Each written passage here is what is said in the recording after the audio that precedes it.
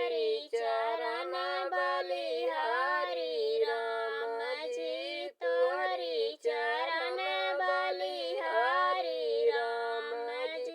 कहे का गंगा धीरे बहतु है, कहे का गंगा धीरे बहतु है, कहे सरजुअर रानी राम जी तुहरी चरण बलिहारी राम जी।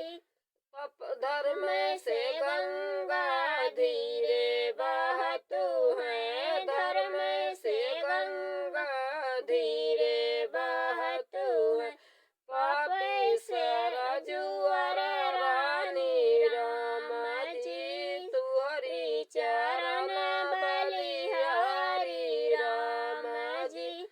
कहे कब कुला धमरे पंख है, कहे कब कुला धमरे पंख, कहे कोयल बई करी राम जी तुहरी चरण बलिहारी राम जी। धर्म से बकुला धमरे पंख है, धर्म से बकुला धमरे पंख है, पापी कोयल भई कारी राम जी तुहरी चरण बलिहारी राम जी।